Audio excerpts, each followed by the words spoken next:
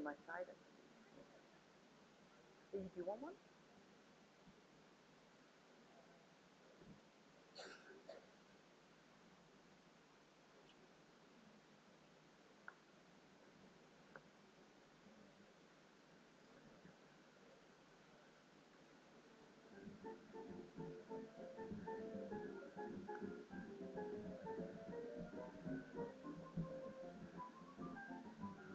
Numbers deplete as you get towards the later part of.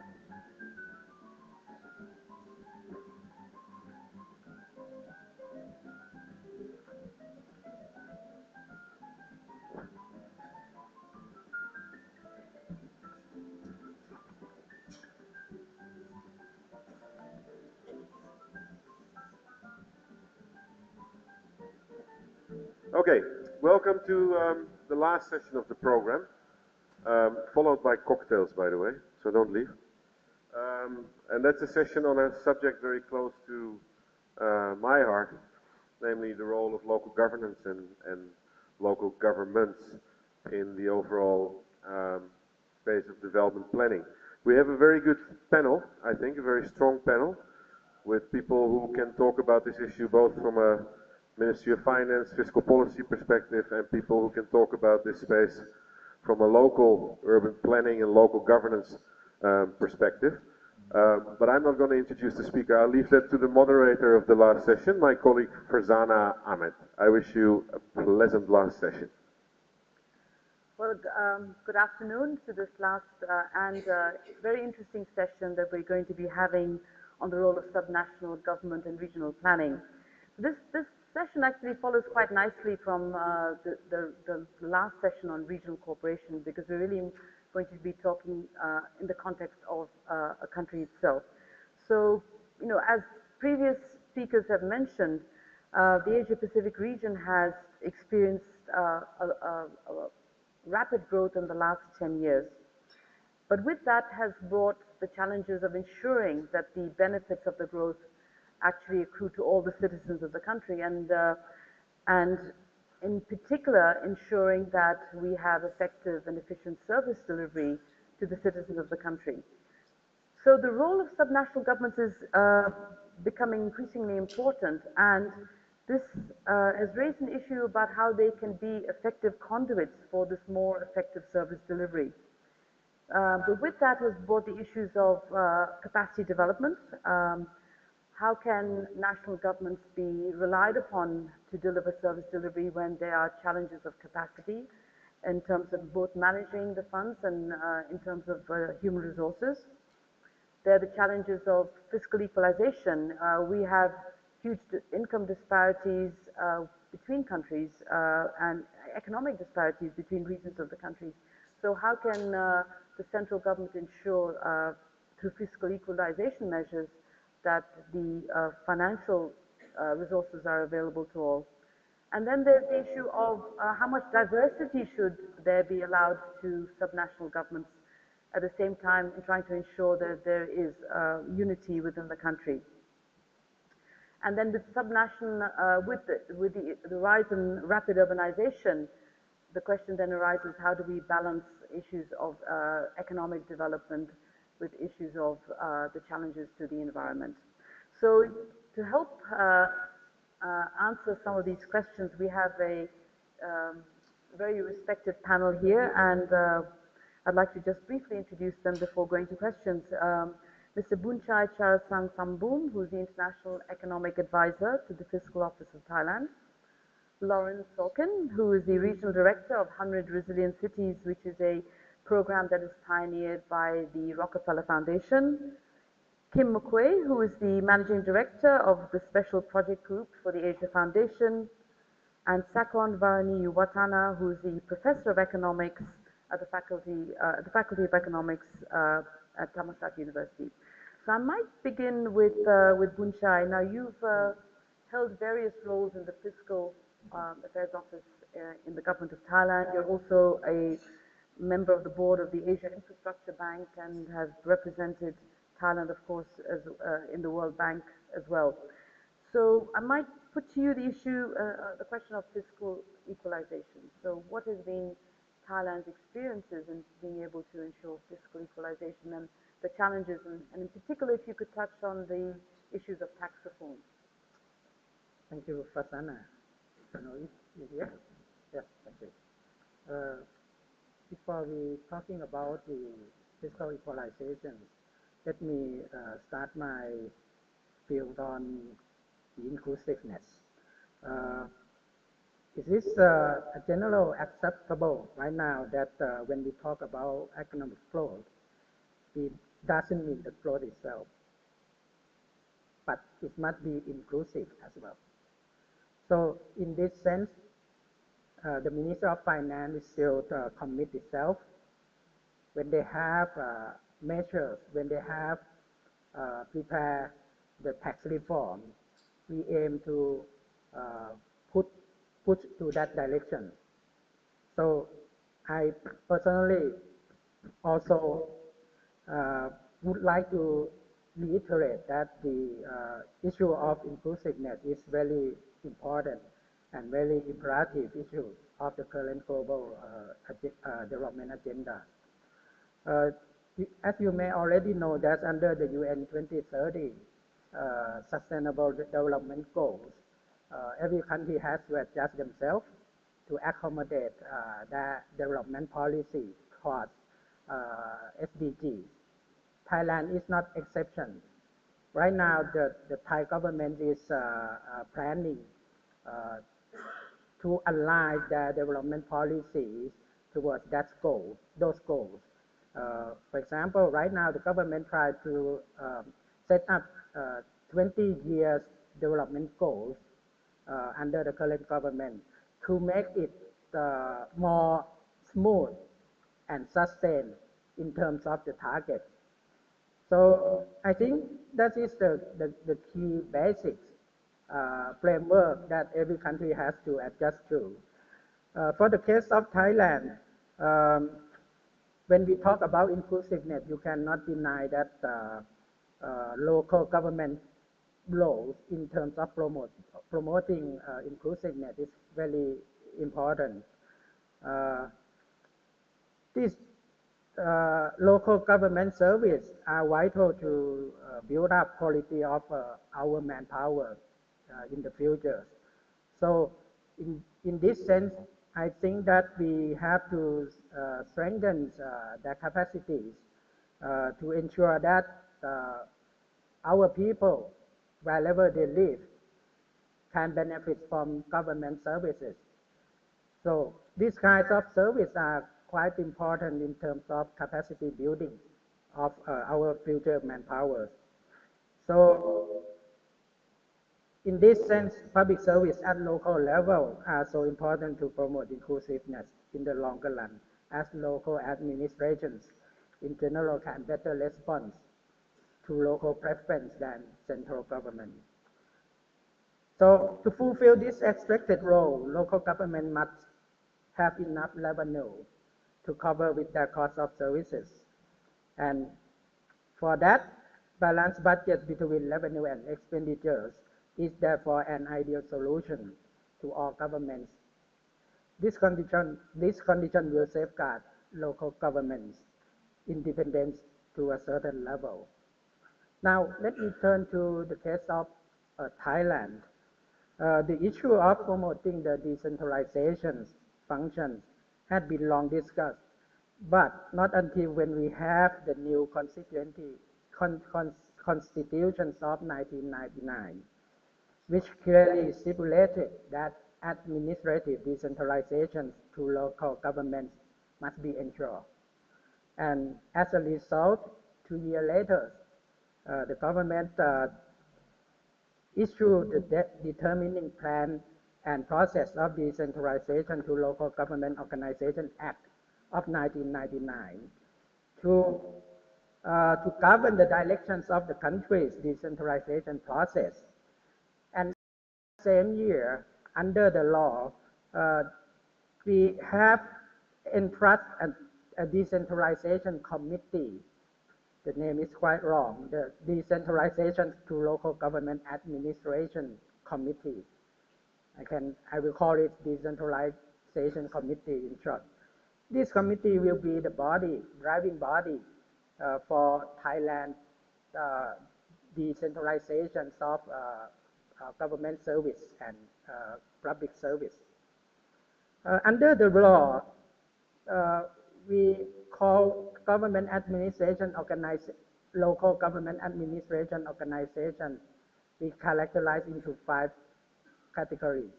The first one is provincial administration organization. The second one is municipal administration. The third group is sub-district administration organization. The fourth one is the Bangkok Metropolitan. And the last one is the city of Pattaya. These 5 categories are local administration organization under the law definition. So when the law first enacted in 1999, the committee tried to promote the decentralization of functions of service from the central government to the local, these 5 local bodies. But at the same time, the law required the government to allocate revenues to these local organizations as well. So in this sense, I think Thailand is doing quite well in terms of decentralization. In terms of the proportion of income that the central government delegate to the local government, right now is stood at around 29% of total government income, which I think is quite reasonable. Although the law said that central government has to allocate up to 35%, but at the same time we have to balance between the real delegations of authorities commensurate to financing delegations. So at the moment, we are thinking that the plan is already in place. The only question is how fast that we can move to delegate both powers and money. Thank you. Thank you very much. I might come back to you on the issue of taxation and how that is, how the taxation reform has moved with the decentralization issue. But going from central government to more municipal authorities, I'd like to maybe address the next question to you, Lauren. You've had a lot of experience as the regional co-director of the Asia Pacific for 100 resilient cities. You've also been a prolific writer on various issues relating to biofuels, transboundary water management, climate change issues. So you have the challenges of urbanization that is happening that puts increased pressure on local government to deal not just within the usual challenges of social services, but issues of economic degradation and how to manage that within their planning process. So could you give some insights into that aspect of local government planning? Sure. Thank you, Farzana, and thank you to the organizers for organizing this event and for inviting me to be here. A bit of context and full disclosure, I was with Asian Development Bank for about 6 years, working first in the climate change unit and then in the Vietnam resident mission. So these topics and also this crowd are not strange to me, and I'm very happy to be here. I think in terms of the urban context, I wanted to just share a few statistics that put this in perspective.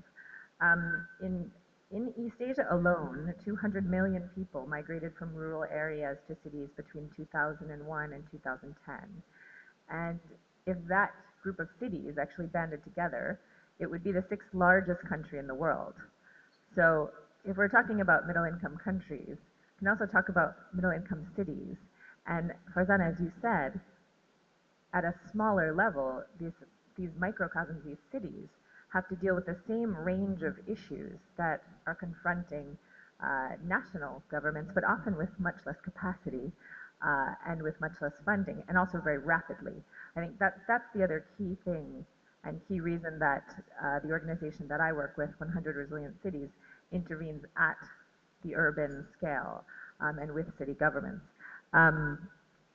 Just one more statistic that I did want to share, and it's more of a concept than a number, and it's that while people are very quickly migrating to cities, the most vulnerable urban populations are very often settling in the most disaster-prone areas, because that's where no one else is wanting to live. And that's where we come up with this concept that's been mostly put forward by the International Red Cross of this urban risk divide. The vulnerable are living in those areas that no one else wants to live in. They're more vulnerable than other places. So in terms of creating these economic opportunities, we also have to manage very carefully this risk of the rapid urbanization and creating place, right? Because otherwise, no matter how quickly we're moving, one disaster, whether it's man-made, whether it's environmental, can really set us back when we're just reaching this middle-income status in a city or in a country. So what I'm going to talk about next is a little bit more about an approach that we've been using to help cities to confront these issues and to keep them from stagnating, to keep them from hitting a point of economic growth where they stop, but rather to look longer term. So 100 Resilient Cities, the organization that I'm working with, was established to confront three main trends: climate change, urbanization, and globalization. And in terms of that rapid change, the organization works with cities to develop institutional capacity and also long-range vision. So the first thing that we do with cities is we ask, is there a very committed top-level executive? Is there someone in the city who is motivated to change? And we work with the city to establish a long-range strategy, a strategy over 30 years, which looks deeply at the risks and opportunities that that city faces and helps the city to identify not just where it is, but where it wants to be in a period of 30 years. And having that map and having a process to establish that strategy, which integrates many people, allows the city to look past those immediate needs and to have a forward-looking plan for development. In terms of other opportunities, we also link cities with partnerships, because one of our strongest beliefs is that many of these challenges have been solved in different scales in different places around the world. So a city, for example, like Mandalay in Myanmar, which is rapidly urbanizing and facing many of the challenges that we've talked about throughout the day, whether it be vulnerability, inadequate housing, inadequate transport, climate stress. Other cities have gone through this planning process before, and there are partnerships, whether it be with organizations like Kim's, like the Asia Foundation, or with MIT, the Massachusetts Institution of Technology, or others like Microsoft or Veolia. There are partners who have joined us with 100 Resilient Cities to share best practices. So that other key tenet, that other key way to build resilience after institutional capacity, after a long-range strategy, is partnerships and sharing knowledge. And the last thing that we've learned about this approach is to create a network, not a network just of institutions, but a network of people. So 100 Resilient Cities has worked to create the position of a Chief Resilience Officer within each and every city that we work in. That person is charged with being a single point of contact about this longer range vision for a city, that safeguarding of that development vision that is integrated across silos, across departments, and that has buy-in from the top levels of government. And then that Chief Resilience Officer, say in Mandalay, has access to the 99 other Chief Resilience Officers in our network of 100, whether that be in Rotterdam, or whether that be in Melbourne, or whether that be in Santa Fe, Argentina. And so those individuals can share practices together, because we've learned that cities learn very well from each other, sometimes even better than they learn from the best practitioners. So to close, I just wanted to share one example that really looks at creating benefits and an inclusive economy. And it comes from a middle-income country and a city here in region, Da Nang. So Da Nang is a city that has been very planned, that has a green growth plan, a climate plan, and all of these plans brought together different aspects of solving its challenges. But until we worked with Da Nang to look at these initiatives and bring them together under an umbrella resilience strategy, they had a hard time getting those projects from a strategic level to the ground. And within less than a year from releasing the resilience strategy, we've built a community park. And that park may sound small, but a low-income community that did not have any access to public space has now created a green open space where children can play safely, where they can grow a community garden, and where rainwater can be collected. Those multiple benefits, those generate a resilience value. And those kind of projects that are inclusive, that build multiple benefits into a single project or investment are the kinds of projects that can help build resilience and keep countries and cities from stagnating.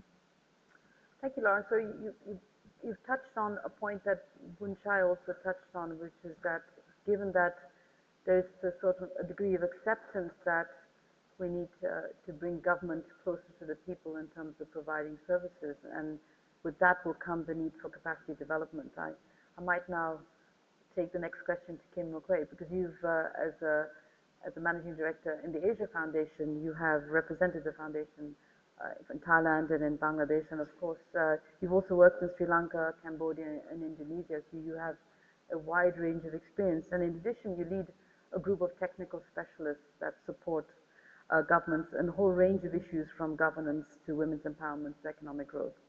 So maybe you could give some insights into some of the challenges that are faced, maybe more at the local government level. We've had some pointers from the national and the city level, but what about local government? Sure. And maybe touch on some of the regional comparisons that you see. Okay, thanks very much, Farzana. It's a pleasure to be here. A couple of our speakers this morning talked about the existential challenges that are associated with middle-income countries. And for Asia Foundation, we feel that profoundly as an institution as well, too, because among the 18 country offices in which we are represented for many years, we have countries at the lowest income levels, many in the middle, and some where we continue to operate in upper income countries, but the real story and the phenomenon is the number of countries that are transitioning through middle income and addressing some of the challenges that we've spoken to today. We have tended to focus particular attention on advanced middle income countries, those that occupy a GNI per capita band in the range of $4,000 to $20,000, so quite significant. So we have 4 in Asia: China, Malaysia, Maldives, and Thailand. We tend to look particularly these days at Malaysia and Thailand, several more to join over the next few years, and others on the heels. So programmatically, as we look at the challenges that are facing these AMIC countries, both in the context of urban and in decentralization as well too, we tend to look at 2 major challenges that encompass capacity. The first is getting the resources to the local areas, and the second is making smart investments with that money. And by smart investments, we mean thinking about the needs and circumstances of the population as a whole, the many and not the few. We find it useful to approach these 2 challenges through 3 analytical lenses that essentially straddle capacity. So the first is political economy, as we've heard over the course of discussions today, that is always out there as a factor, pure technical capacity, and then finally the importance of key stakeholders, primarily people in government, but also, as we saw this morning, the private sector, civil society, and other stakeholders, setting and being genuinely guided by strategic direction and articulation of goals. So we'll begin with getting the money out to the local government and passing it through the lens of political economy. We see the phenomenon, I think, is going to be touched on by some other colleagues as well too. So I'll just mention just very, very briefly the phenomenon of places like Bangkok and Kuala Lumpur that tend to dominate the national economy, and some of the statistics related to the greater Bangkok capital region are quite staggering in terms of the scale of public expenditure versus other parts of Thailand. Ideally, the next stages of development would be spreading that wealth that's currently disproportionately concentrated in different places But the reality is that how the roads are built and other infrastructure created bumps up against this political economy dynamic and the fact that you have a lot of stakeholders in the cities that have a lot to say about how resources are passing to the other parts of the country, whether it's city corporations or other parts. Here in Thailand, the phenomenon of block grants are a nice illustration of that, where a number of actors at the center continue to wield a lot of influence, and there isn't a lot of corollary capacity developed in terms of local government officials to push back, but even more particularly the community at large and the intended beneficiaries to have a voice on this. We've seen challenges related to the low tax base, especially property taxes, and again, with the challenges of political economy, how much resistance there is to tax reforms there. And if we don't get those rudimentary building blocks of financing correct, then to be able to move on to some of the more challenging things that are associated with advanced middle-income countries, then it's a real problem. In the context of pure technical capacity, even if we get through those political economy issues, we still have situations where local government actors often lack the necessary technical capacity, confidence, and resolve to deal with the financing issues. We sometimes refer to the financing gap in decentralization, but the irony is in a lot of instances, there may be far more financing available than is actually taken up by the local authorities, reflecting the fact that governments are not crafting financially viable projects. This is often a capacity issue, the ability of a local government unit to undertake cost-benefit analysis, to conceive and structure the complex financial arrangements that are going to be the hallmark of successful decentralization and that are especially important to the trajectory of advanced middle-income countries. The third lens is vision, and this is essentially an enhancement of capacity. And what we've observed here is how important it is to help local government agencies and officials to think through their overall financial planning policies and practice, to step away from the default tendency to make decisions related to infrastructure and other financing decisions on an ad hoc basis, challenging them really to think in a holistic way about the strategic plans that they're making, not just on a case-by-case or a default transactional issue. Two things are needed in that case. The first is to shift to a more complete, inclusive, and methodical process that aids planning. So that's the capacity side of government. And the corollary is advocacy initiatives on the part of civil society, on the part of the private sector, as we heard this morning, that target and press both national government officials and policymakers, but also the counterparts that are closer at the level of local government to identify and prioritize needs in this more holistic way. So if we get through that first analysis, then we move to, okay, so we get the resources out to the local level. How do we make smart investments? And again, through the three-pronged analysis, the political economy is essentially a similar story that we see at the national level, but how that's played out with the lead actors at the subnational level as well, too. Recently in Nepal, the Asia Foundation conducted a national political economy analysis of local governance that showed that local politics had ceased to be truly oppositional, and that all the different political parties were essentially colluding to capture and guide the allocation of local resources in ways that led to real inefficiencies and didn't reflect the priority needs of the local population. In Mongolia, we recently did a study on local development fund block grant that was used in the Ulaanbaatar, and that also showed that while citizen opinions were solicited kind of as an exercise and to say that they had done it, the final projects implemented rarely matched top requests.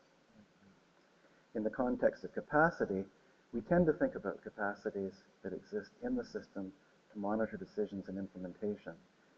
So we're interested in things like local government inspection capacities on things like the building code, compliance and enforcement, as well as systems in place for citizens to engage in oversight and monitoring, to push for that capacity that may be absent.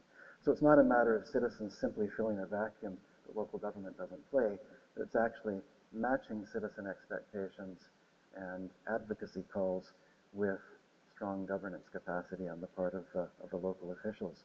And then finally, passing that sensible resource allocation through the lens of vision and this enhanced notion of capacity, we see urban areas in particular, but also decentralized local government as an area of innovation and transformational change. And this is especially important if you look at the experience of countries that have already passed through from advanced middle income country status to upper income status.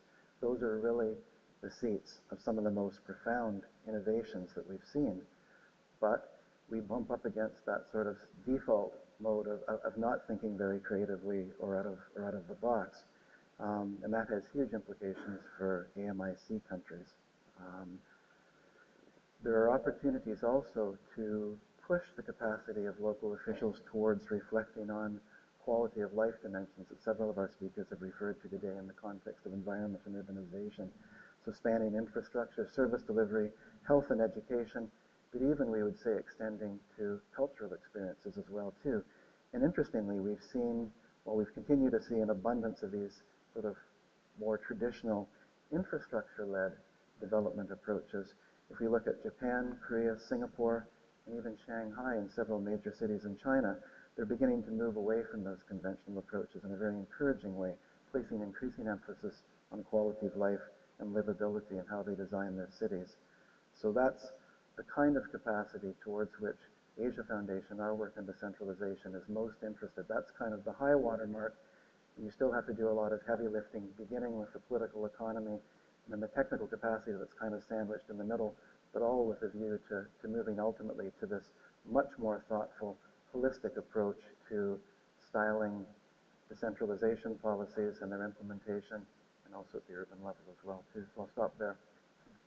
Thank you, Kim. That was a very comprehensive account of your experiences in capacity development in advanced middle-income countries.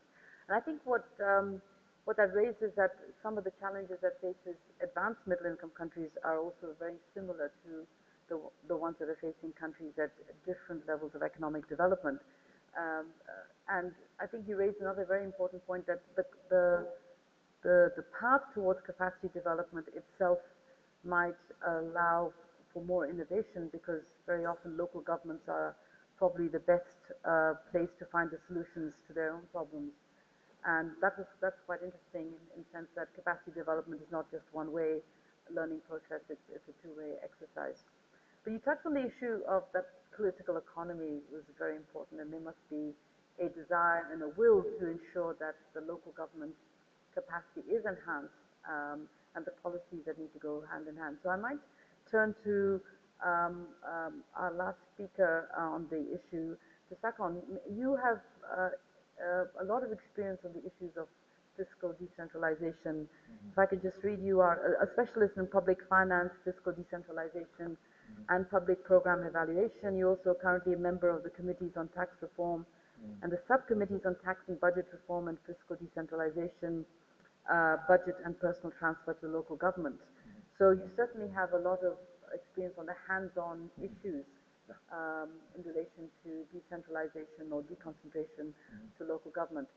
But maybe you could give some little bit of insight into the pushes and pulls, because in some countries, as the decentralization process is advanced, there's an increasing push towards re-centralization.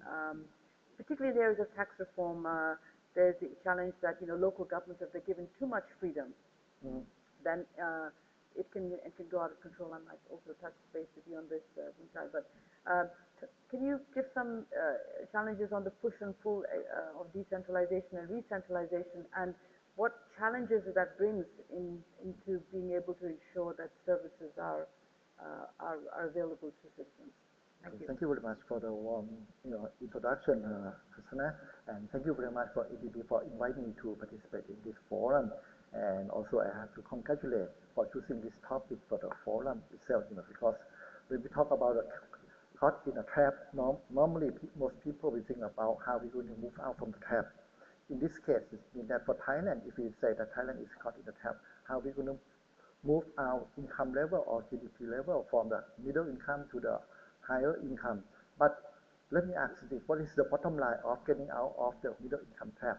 It's not just only on the perspective of how the country will have a higher GDP per capita, but I think the bottom line is how we're going to allocate the benefit from the higher income country to distribute the benefit of the higher income level to the rest of the country, particularly to use the benefit of the income to provide better public services and also to provide the better social welfare for the people as well.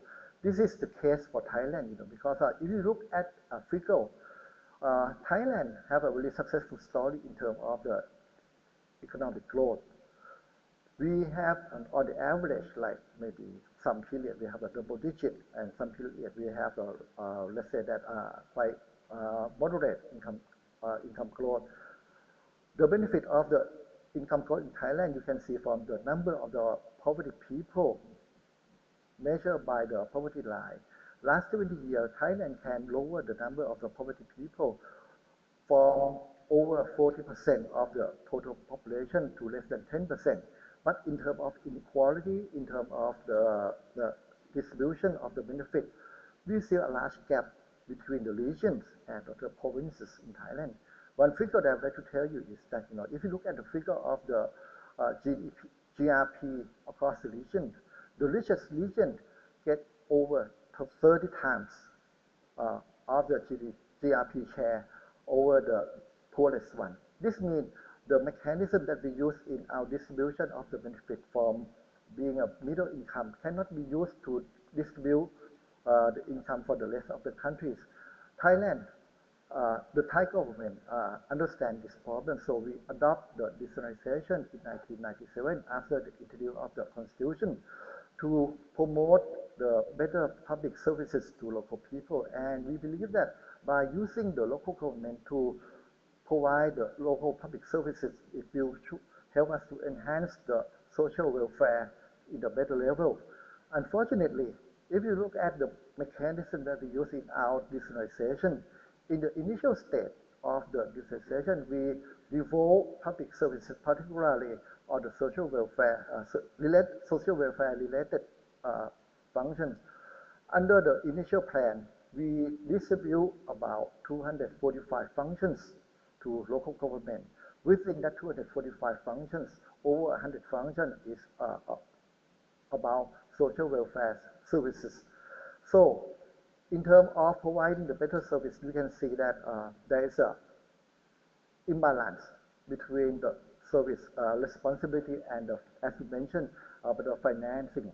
Because by transferring the function, transferring function and the financing, normally by transferring the function is much more difficult to than transfer the finance, because you have to amend the law, amend all the regulation related to provide the power for the local government to perform such functions. As a result, in Thailand is a good example as well. We can see a lot of local government that some of them have more money than the function responsibility. This is an imbalance that exists in Thailand at the moment. One key issue that we have such condition because of the Thai government use what we call the revenue sharing approach in our decentralization. Under the revenue sharing approach, it means the government will just simply use the budget and spend some part of the budget as a grant and transfer it to the local government. Under such system, unfortunately, we do not have a transparent information about the factors that we use in the revenue sharing. So this is the problem that exists in our fiscal decentralization at the moment. In order to ensure the sustainability and the better fiscal decentralization, I think, as you mentioned, Farzana, we need to have what we call the tax reform for the local governments. At this moment, we say that Thailand is in the reforming period. By say reforming period, the government should be enhance more fiscal autonomy to local government by allow local government to have more taxing power. Unfortunately, the system that we have at the moment is still under consideration by the National Council. One issue that being considering by the National Council is that how we're going to ensure the sustainability of the fiscal autonomy of the local government in Thailand. I believe that this is rely on the trust by the central government over the local governments, because we never have the experience before in Thailand about how we're going to ensure the responsibility, ensure the efficiency of the public service provision by the local government. If you look at the case of Thailand, probably it's not different from much of the developing countries that introduced the decentralization program. For instance, we have a bad reputation about the performance of the local government because some say that if we decentralize autonomy or the decision making to the local government, they might have some influence people or the mafia, local mafia control all the decision making in providing the public service. But look it around of the issue in Thailand as well. The case of the corruption or mismanagement of the local government is come from the local people that inform the central government to know the issues. So this means that by decentralized, we also provide the monitoring and the evaluation power to the local people as well.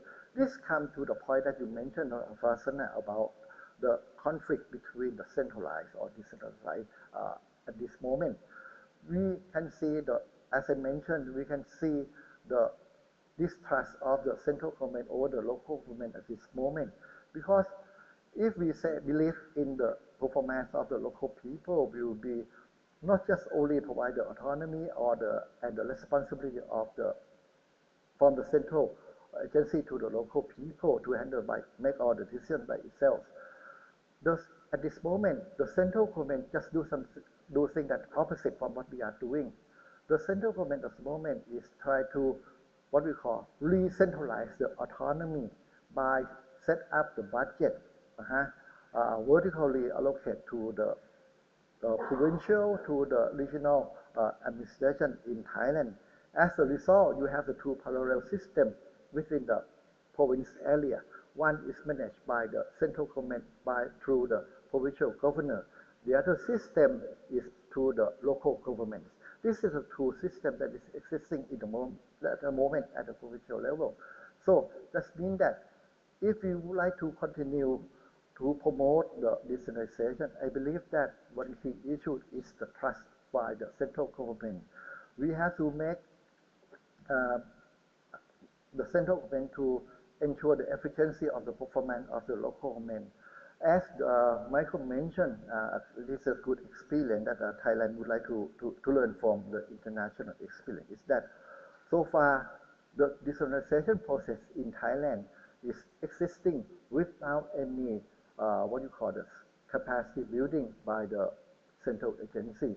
All the things that's been delegated to the local government is been go to the local government without any facilitate or the any capacity building mechanism to the local people. As a result, we cannot ensure the full efficiency of the local government in performing the function. So this is the thing that central government have to think about in order to get the most out of the decentralization program.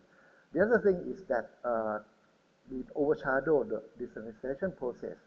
By decentralizing the autonomy to the local people, we believe that the local government or local council will have the autonomy to perform or make their own decision and make best use of its own resources. At this moment, we know that Thailand is in the aging society. This is a big issue for the local government in Thailand because with the aging society at the local level, most of the labor force is not exist at the local level. Most of the young people will move to the urban area. That means most of the labor force of the people in the rural will consist of the young or very young age or the elderly people. That means the lack of the productivity in improve the economic development at the local people. As a result, if we would like to get the most out of the local the decentralization, I believe that there's a lot of work for the central government in terms of the improve the capacity building at the local level, and also have to find a way to reform the revenue system at the local level, particularly the taxing power. Well, thank you very much. That was a very interesting insight into the experiences that have been faced in Thailand. And I guess all the speakers really were trying to, I guess if I was to summarize, was that there's a need to ensure that we balance accountability with authority, with the resources, including the capacity of local government, in order to ensure that the decentralization process works and able to ensure that we have effective service delivery. And in particular for the cities, as Lauren pointed out, that the challenges are even more because the concentration of the people over there. I might take this opportunity now to maybe throw the questions to the floor as to whether there would be any questions to the panel from the floor on this issue. Yes, Hans. Please do. As I said, this is a subject close to my heart, so I'm eager to ask the first question. I think one of the things that I want to highlight, in most of the contributions from the speakers it was implicit, but I'd like to highlight something, and that is that in most decentralized systems in our region, the local government setup is actually quite confused, in the sense that it comprises two parallel systems quite often. So at the local level you have the elected government proper, and then you have the representation from the central line ministries, which are not part of the official local government system, which are accountable to the central ministries. Now, in terms of development planning, the elected local governments on average control something like 10 to 15% of the total budget that is spent at the local level. The rest is still fully controlled by the central government. I'm talking averages here, right? I don't know the situation in Thailand in particular. So in other words, the degree of fiscal autonomy that elected local governments have in most countries is very, very limited. And most of the planning, development planning at the local level is still controlled by the central government. Now, for example, Mike or Lauren, you tend to focus your attention at the local level. But to what extent are you, I'm sure you are aware of the sort of political and fiscal context in which you work, but are you in your programs also part of attempts to renegotiate that, to really try to increase the extent of fiscal autonomy at the local level? Go first. Maybe Lauren, you want to tackle that first? Such a rich question. I think that there are two ideas I want to leave this forum with.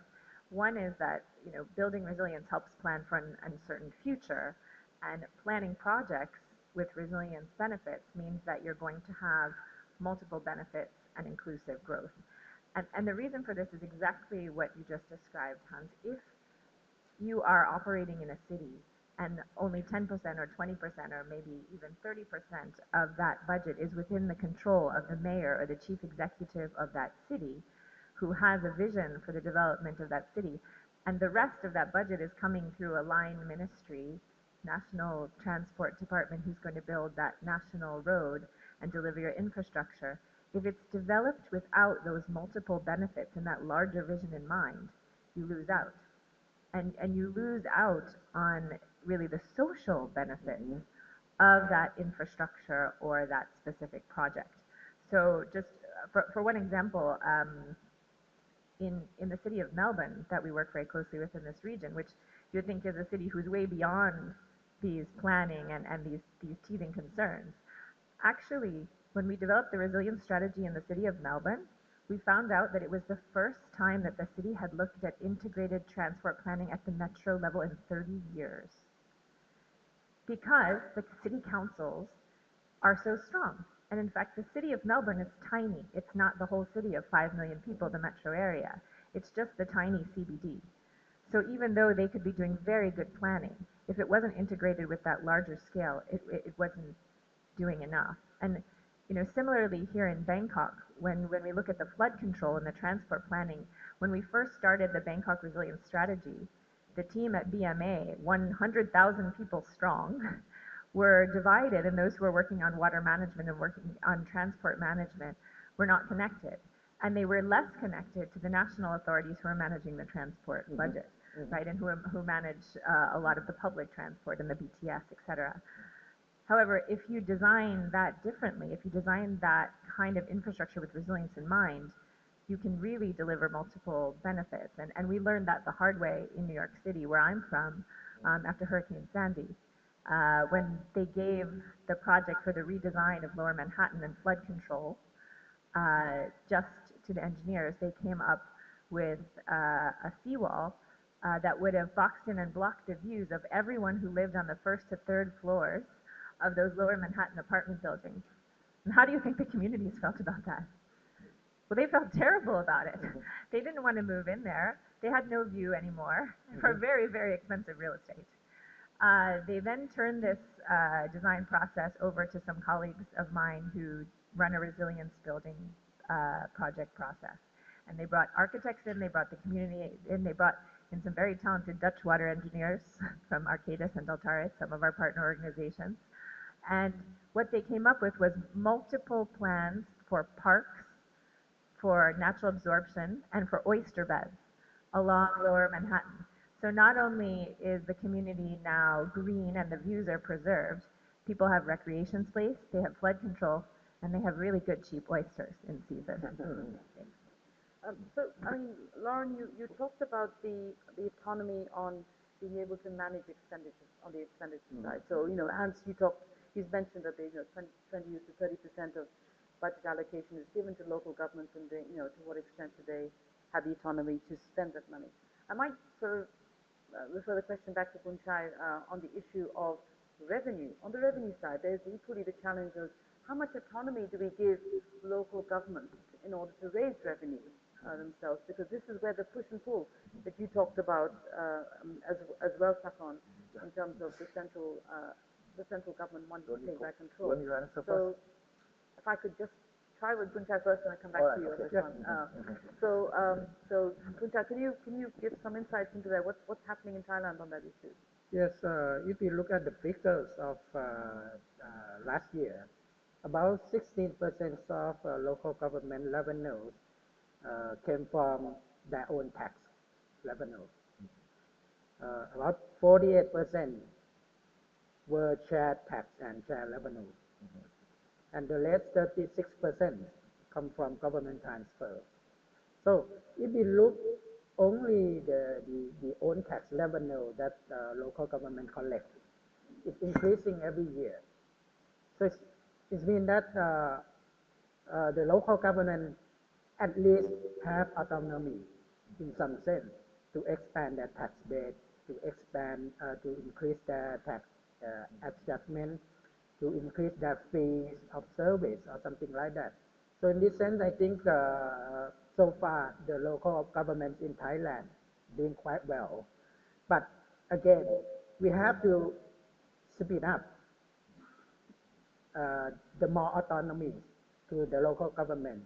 And I understand that right now they are discussing about how to increase the process of decentralization, as well as the delegations of revenue autonomy to the local government, which was discussed yesterday, but I didn't follow that so far. But they have the plan to overhaul the current act to make it more speedy. Sakon, did you want to? Yeah, okay. As Boonchai mentioned that about the figures of the local revenue, I think maybe the figure itself may be provided as a mislead information, because with the total figure that Boonchai mentioned about that, you have to look in detail about the type of the revenue that we talk about. Even though look at the number of the revenue that local government receive from each annual budget, the figure is increasing every year, starting from the less than 20% to right now at this moment, if I'm not wrong, it's close to 30% of the government income. But within that 29% of the total local revenue compared to the central, you will have to look inside each type of the local revenue itself, particularly the grant or the tax transfer. Many of them come with the condition.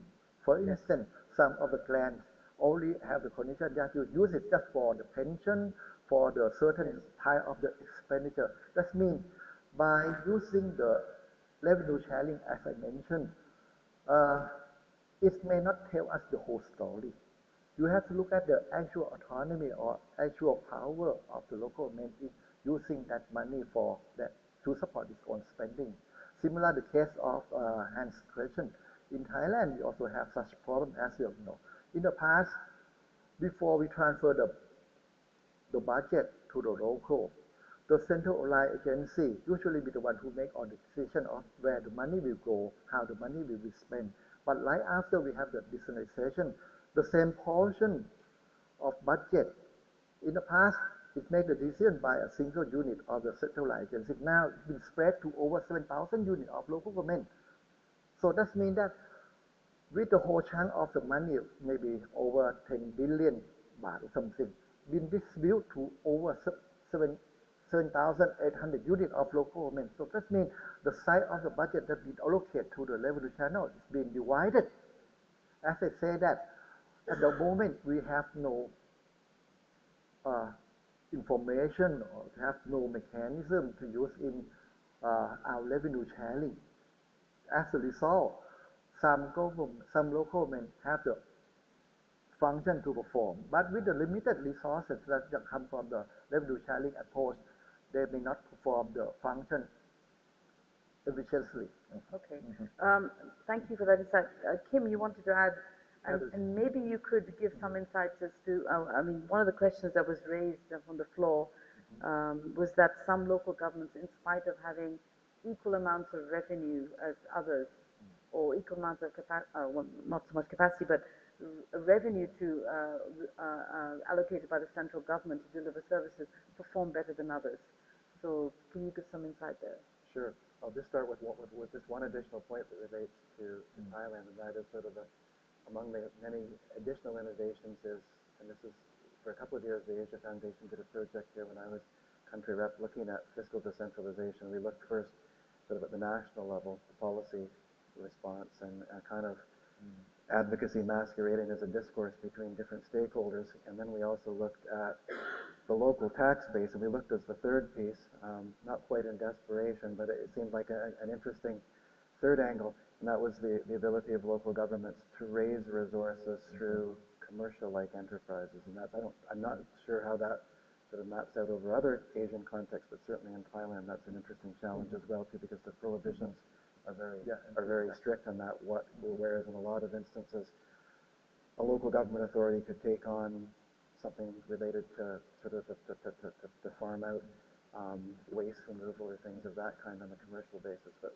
the parameters are very tight here in Thailand. On the issue of these differences in performance, and there's a lot of reasons related to that in terms of the size of the local government units relative to the resources that reach them. In a number of countries, including some where there hasn't been sort of a strong national policy commitment to decentralization, we've still managed to sow some interesting kind of reflection on the performance of different bodies through provincial competitive indexing and things of that kind. We did it in Vietnam a few years ago. We didn't know exactly what to expect when we embarked on this adventure, but in the end we ended up with, put the information out in a very candid way. We're using spider diagrams and all sorts of things to compare the different dimensions of competitiveness amongst these different provinces. And at first, a lot of the provincial governors and others that were involved in this kind of pushed back pretty aggressively and said, well, there must be a problem with the statistics or whatever. But in the end, human nature kicked in, and that kind of competitiveness phenomenon we saw, and it was very interesting to see how a number of the different local government bodies kind of took that information and made some significant changes in response to it. So it was, and I think what sort of the lesson from that is, you know, you can have the political economy discourse, you can come at the problem from a lot of different dimensions, but often the empirical evidence speaks loads, and if it's well done, it's very difficult to argue with the empirical basis, and that can really spark some interesting reform innovations and responses on the part of local authorities, and ultimately on the part of national policymakers as well. The issue of performance is quite interesting, because I did some work on Indonesia about the performance of local government, and then the challenge was, okay, if local governments are not performing well in service delivery, do you penalize them, or is it a cry for more capacity development to take place? Because at the end of the day, do you want to penalize the average citizen for the incompetence of the government? local government. So whether these indices on performance actually help make the right allocated decisions is something that I think is still a challenge. And one of the things is the stress on accountability of the local government to the people is almost more important than the issue of comparison of performance. So it's an interesting debate nonetheless. One of the questions that has been raised, and I'd like to address this to you on the question of the private sector. Okay, so you dealing with cities, and so there has to be some, I mean, there ought to be, and obviously has been some interaction with the private sector. So where do you see the role of the private sector in the issue of building resilience of local government on issues of infrastructure, investments, and how important a role do they play? The private sector is critical in building resilience, and one of the things I mentioned when I used the Hurricane Sandy example was the technical expertise that was accessed by the City of New York in planning that response. Now, we are aware as an organization that the City of New York can probably access that technical expertise and pay for it. But there are many cities in the 100 Resilient Cities Network, Mandalay that I mentioned earlier, Kanta in Vietnam, Da Nang, who can afford to pay for that kind of professional expertise to advise them in a design process. Other cities, even advanced cities, may have such intricate procurement regulations that getting advice on how to design a bidding document is beyond their capacity because it would just take too long, or there would be a conflict of interest perceived. So one of the things that we've been very intentional in doing it, and is quite unique to our program, is signing up, as I mentioned earlier, about 100 organizations who are donating services to the cities in our program. And it's beneficial because the cities can then get the advice on how to ask the right questions and design the right projects up front. At the end of the day, this comes back to planning in a more holistic and intentional way so that your projects can deliver multiple benefits. That's resilience value. So the private sector and the knowledge, the know-how that they've accumulated in doing this is critical to that. We've made it easier for cities to access that knowledge through a platform of partnerships. And the private sector is doing it for free, but I would say for free in quotes, because for them this is actually extremely valuable R&D. What they get to do is they get to build a relationship with some of the most dynamic cities in the world and their chief executives and these new chief resilience officers, people who they know are accountable. And I think we've all talked about accountability as one of the most frustrating factors in continuing successful development. So they develop a relationship with these cities, with accountable individuals, and they actually get to then trial their services, their knowledge into that city and understand more of what cities like our cities need.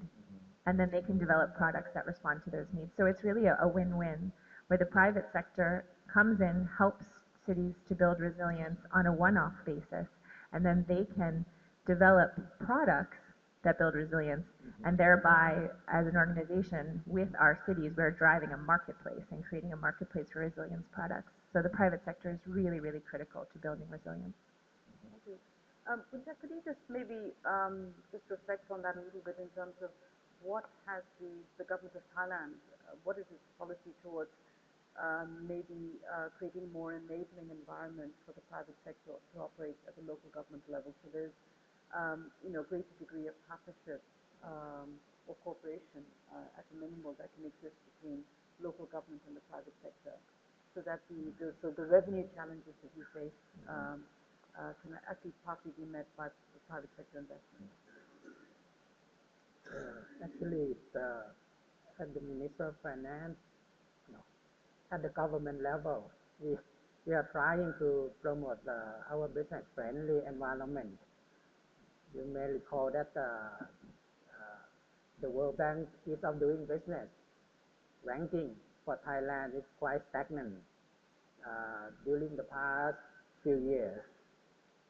But under the current government, they try to speed up the deregulation in terms of business environment. not only in the city, but also throughout the country. And they aim that with this kinds of reform, with these kinds of deregulation, doing business in Thailand will be more friendly and easy and cost-saving.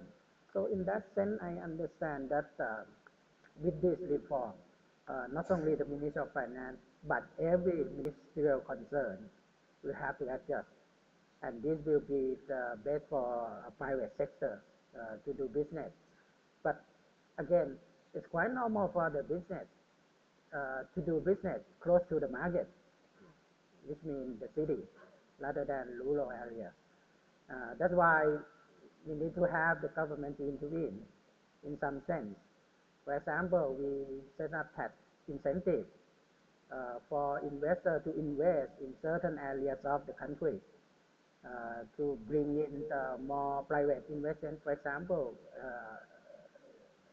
some area that we share the border with our neighboring countries.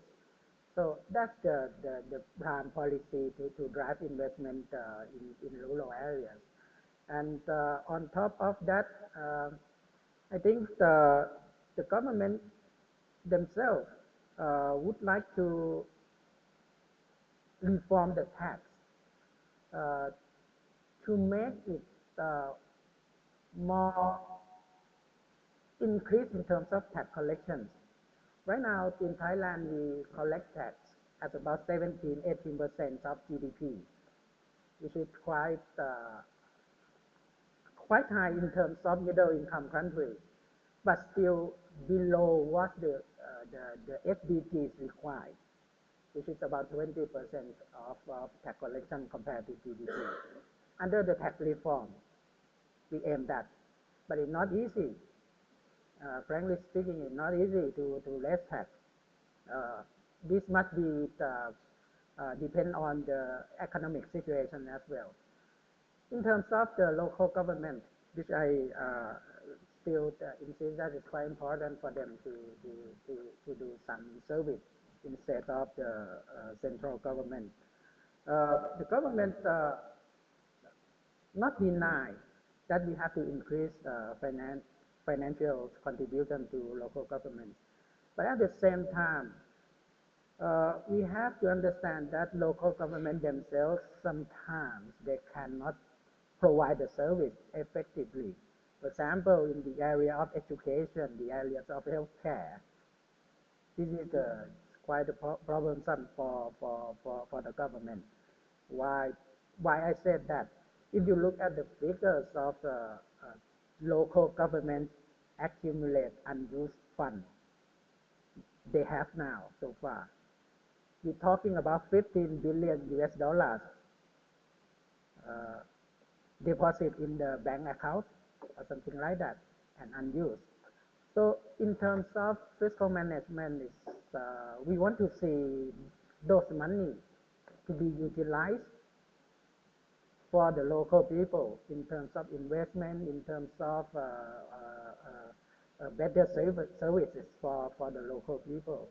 But so far we still have such kind of problem. So sometimes it's quite difficult to justify why you have to put more proportion to local government, why they cannot serve the community. That's why we have to balance between financing and the functions altogether. Thank you. Right. I think Boonchai, thank you. I think Indonesia had the same problem, but related to a different issue when they introduced very tight governance laws, and as a result, the local government was very hesitant about spending the money. Can you give some insights into how that issue was resolved, or how we can deal with the issue of the fact that we want to give local governments increasing amount of capacity in terms of financial resources, but then you have what you see in Thailand today, where there's money is unspent. And this, I would say, due to capacity issues, perhaps. How can one get out of that? I think in the Thailand context, since we don't have, and are arguably unlikely, sort of in the foreseeable political future, to have a very strong national policy commitment towards decentralization of the kind that we saw in the Philippines in the 1980s and 1990s, and later in Indonesia during my time there. So in a sense, that's, in an ideal world, one would like to work within a policy framework, but when you don't have that policy framework, what it tells us, I think, at the foundation is that there's scope for experiment, and rather than trying to push for a wholesale change of some of these issues, if you can create space to experiment with select local government authorities, often with the approval of the national government authorities as well too, then you can get at this kind of tension that you alluded to, Farzana, between a desire on the part of local authorities to command more authority and more resources that bumps up against the capacity issues. And so I think that's really the sort of the secret sauce, in a sense, in this particular context, at least speaking to Thailand. And the approach that we've taken is to work with a select group of actors, but also to bring in a relatively broad array of other stakeholders as well too, as part of the dialogue. So you're not dealing with a limited number of actors, but bring in academic partners, policy think tanks, and others to sort of to be part of this and to document whatever it is that you're doing. We've used tools such as strategy testing, attribution analysis, and things of that kind that try to understand within the context of a program intervention, is the intervention making a difference, or is the whole combination of other politics and things that play as well too? So those are some of the tools that we've used here in other places. Thank you. I've just been given the signal that we're probably, our time is up for the session. I think if I was to summarize from the discussions that have taken place, I think there's an overall conclusion that local governments need to be strengthened in order to ensure capacity development and a delivery of services. There's no question about that. It's a question of, how quickly we can get there and how do we balance the various challenges of revenue and expenditure management, capacity issues. But I think, Lauren, you pointed, gave some good examples of situations where, that combination has worked and things are happening and people are getting good service delivery. But the challenges are nevertheless there, and it will have to be a continuous case of learning by doing. And what we see in Asia, of course, is slight differences in countries where they have come together. Countries like China or India have come together where they were decentralized entities. They came together as one country, and countries like Thailand and Indonesia, which are then decentralizing from the top down. And there are lots of cultural and social issues related to that. But nonetheless, the local governments are here to stay, and the local governments have to be supported, and in some ways the solution has to be found which are unique to different contexts in order to ensure that service delivery takes place. I notice there's a need for, is it a quick question from the floor, or are you going to make a statement? Did you want to say something? Is it a question or a statement? Did you want to make an observation or a question? If it was a question, I might say you could leave it to the cocktails where you can talk to the speakers. But if you wanted to make a statement, okay, it's a question, okay. So thank you for that. So thank you very much to Boonchai, to Lauren, to Kim, and to Sakon for your contributions. It was very interesting. We covered a range of issues. We didn't necessarily answer all the questions, but nevertheless, I think they will give them plenty of food for thought taking forward. Thank you very much. Thank you. Thank you very much.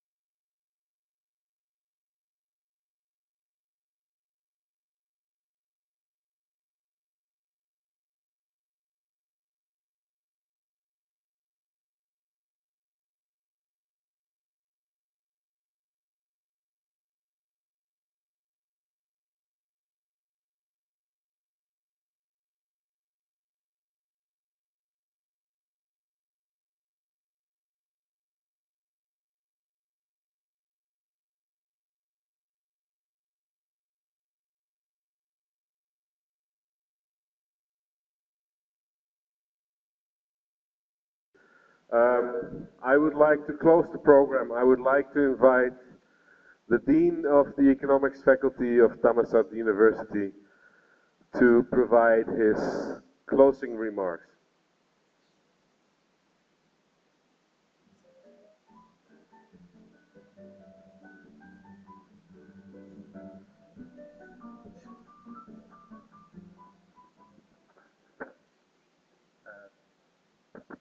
Delegates, distinguished guests, ladies and gentlemen, it is my great pleasure for me to have this opportunity to give the closing remark of this conference. It is always difficult to be the last one to speak, especially it means that I'll delay your cocktail too, okay, but I'll try to make it short. As a representative of Faculty of Economics, Thammasat University, I'm very grateful for the opportunity to co-organize this event together with Asian Development Bank. Altogether, this is the first time we have joined forces in organizing such a conference. I think the event was a great success. The term middle income trap has gained prominent among academics and policy makers in recent years. The term refers to the situation in which a country's growth slows after reaching middle income levels. The heightened interest in the issue is understandable, given about half of the countries in the world, including Asia, Thailand, are still middle income countries. Growth slowdown in the world market coincides with the point where the pool of transferable unskilled labor is exhausted, so that productivity growth in Asia due to shifting additional workers to industry from agriculture and from technological catch-up is diminishing. International competitiveness is eroded and output growth slows down. Previous conditions that enable rapid growth in the region, which are robust international trade with Europe and United States, a large working age population and strong demand for labor-intensive manufacturing sectors are now retreating.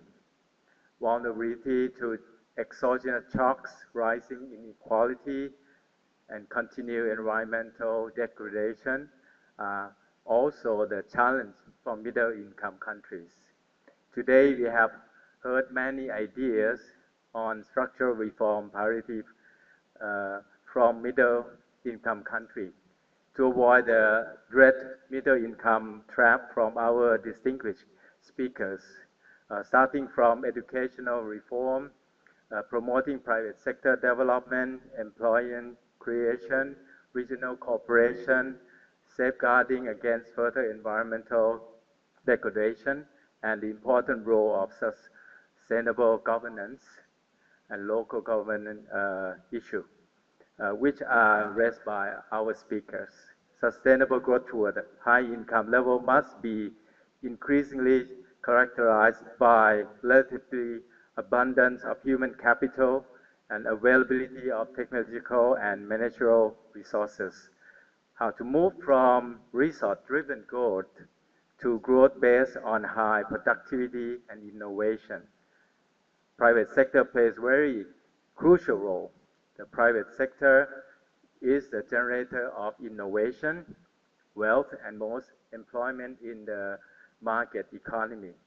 But unleashing the innovation, expertise, and financial resources of the private sector will require essential upfront work to enable the required structural transformation of economies.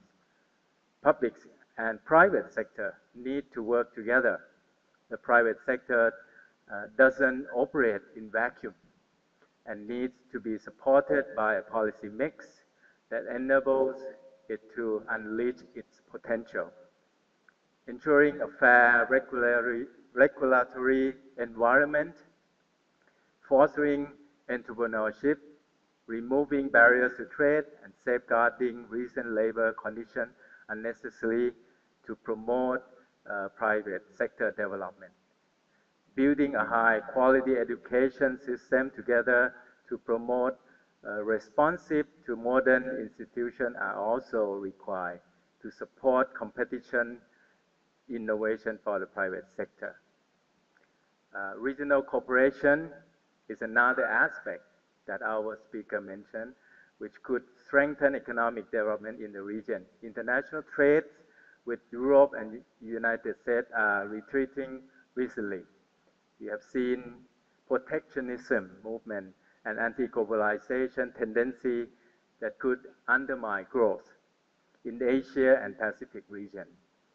Stronger regional integration or South-South cooperation is even more important, not only in terms of trade and investment, but also in terms of infrastructure, connectivity, energy cooperation, as well as climate change mitigation and environmental preservation.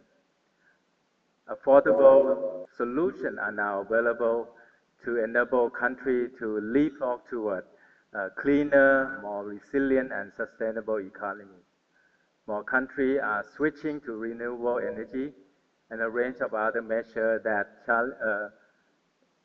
will reduce emission and increase adaptation efforts. But climate change is a global challenge that does not respect national boundary. Emission anywhere can affect people around the globe. It is an issue that requires solutions that need to be coordinated at the international level. Developed nations must take responsibility for their historic emission and contribute to the fund and transfer of technology to the developing countries needed to help avoid dangerous climate change. For the last session, our distinguished speakers point to the importance of subnational governance in developing planning on the inclusive growth. While decentralization has been a global phenomenon for decades, decentralization development in Asia Pacific have had certain distinct characteristics in terms of both context of substance. For example, small tax burdens, large tax base, as well as unparalleled urbanization. These characteristics provide a wide palette of challenges and opportunity for the efficacy of subnational government in the region addressed by our speakers. Delegates, distinguished guests, ladies and gentlemen, today we have had a fruitful discussion throughout the event. On behalf of the organizer of the event, I would like to thank all distinguished speakers and panel members. Their presence has been invaluable and without any doubt has helped make the event a great success. Thank you.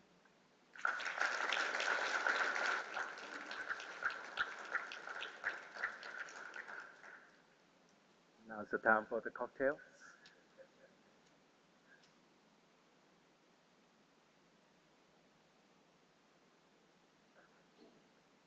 And yes, it's time for the cocktails now. Thank you very much for your attendance. I hope that the flight to Bangkok was wherever you came from was worth the program. For us, as me as I speak as part of the organizing team, it was a very pleasant experience to do this together with Thammasat University. And I think yesterday or day before yesterday, we had discussions with Thammasat also to try and expand the cooperation beyond just this event, and I'm really looking forward to that. So thank you everybody for your presence here today. And now I'd like to invite you to the cocktails outside of the room. Thank you very much.